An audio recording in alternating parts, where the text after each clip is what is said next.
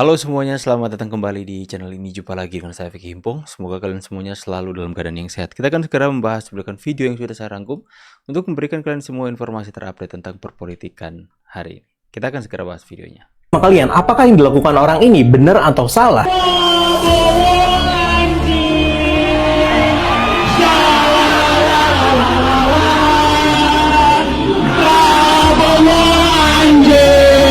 Oh my god.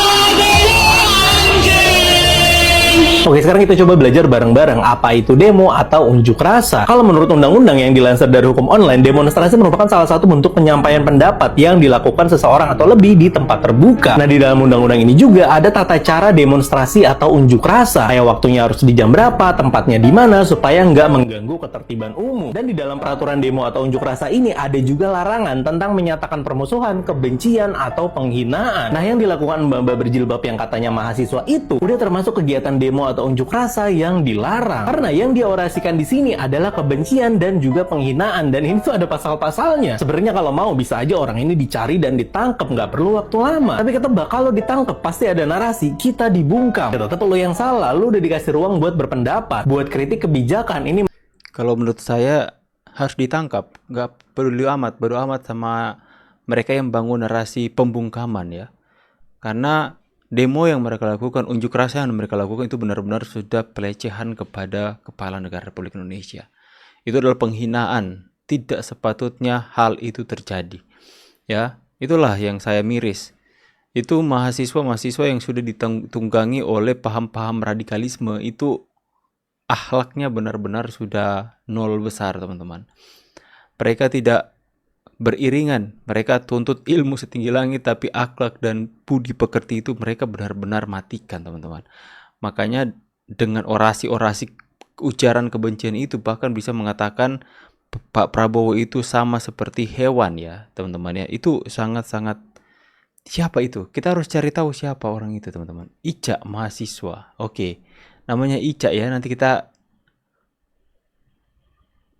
katanya sebentar ya, saya tampilkan. Katanya sudah dinotis sama admin Gerindra ya, teman-teman ya. Tangkap Ica mahasiswa. Video itu udah dinotis sama admin Gerindra. Udah dinotis sama admin Gerindra ya. Kita harus kawal agar supaya ini jangan kejadian seperti era Pak Jokowi jangan terjadi di sekarang. Karena kita masyarakat itu benar-benar sudah jenuh melihat tingkah-tingkah mereka yang seperti ini. Ini terlalu kurang ajar, teman-teman ya.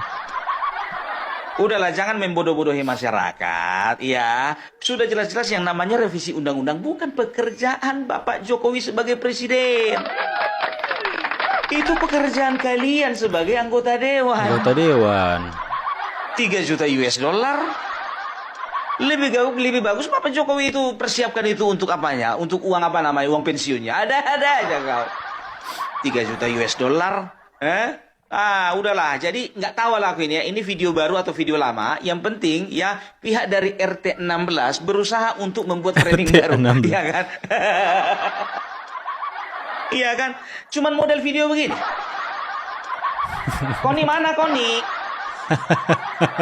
Kalau cerita Koni punya bukti, beberapa bulan yang lalu ketika dikonfrontasi dia sendiri seperti seolah-olah curhat. Tolong dulu saya paling tidak bisa diterima kalau misalnya ada netizen yang menyerang pribadi saya.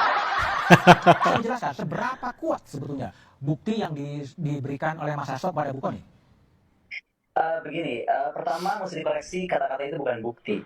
Yang saya sampaikan adalah saya dititipi dokumen dan dokumen itu bisa menjadi bom waktu. Itu kalimat saya. Bom waktu.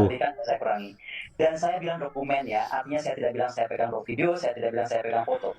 Kenapa ini saya sampaikan? Karena tidak lama dari saya bicara itu, kemudian beredarlah video-video atau apapun lah kepada saya terkait kasus teror Ibu Iriana. Oke? Dan banyak sekali YouTube itu mengarahkan seolah-olah karena saya bilang itu, maka kemudian ancaman saya terkait Ibu Iriana dan terkait teror itu. Saya adalah orang yang sama sekali tidak mengurusi hidup pribadi orang. Oke. Karena saya sudah mengalami bagaimana ketika saya bersuara keras sejak Gibran kasus MK. Itu Terong. kepada negara adalah ketika MK diadakan. Aduh. Saya orang yang nggak pernah turun ke jalan. Hari itu saya turun di sana. Apa yang saya dapatkan adalah kasus. Ini dia, Kepala Daerah PDIP yang tidak datang retreat di Akmil, Magelang. Hidup di jalanan penuh intrik dan ambisi, tumbuh tipis tapi mimpi tinggi. Lihat teman-teman ya. Wali kota Magelang, wali kota Yogyakarta, wali kota Denpasar, wali kota Semarang, Tidore, oh Minahasa, Robi Donogambe, Bupati,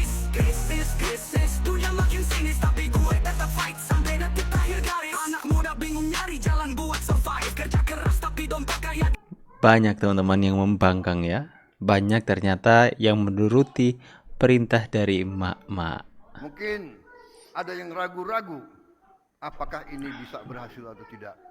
Hal ini adalah wajar karena inisiatif ini belum pernah ada sebelumnya.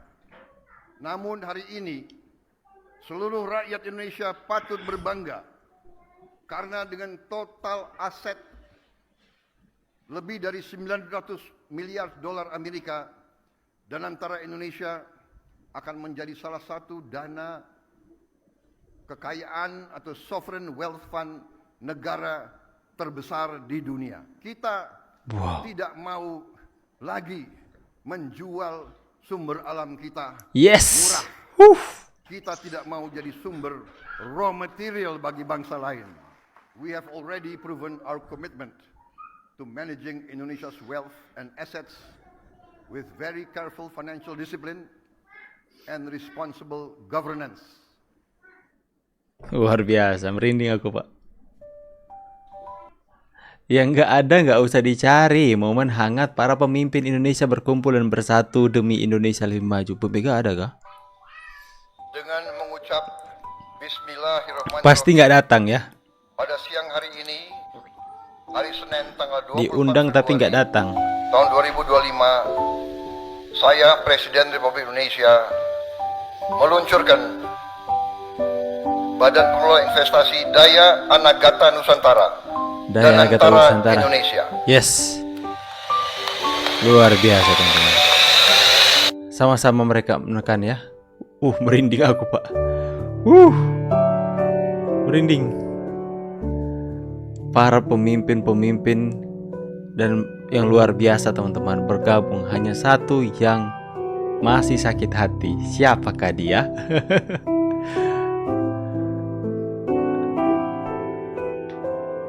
Luar biasa teman-teman ya. Ada Pak SBY di sana, Pak Jokowi ya.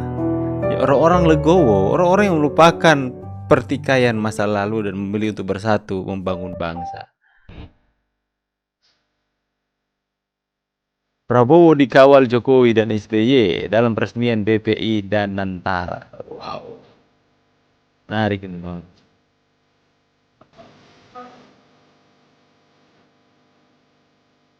Di sini teman-teman, saya merinding mau katakan ini ya.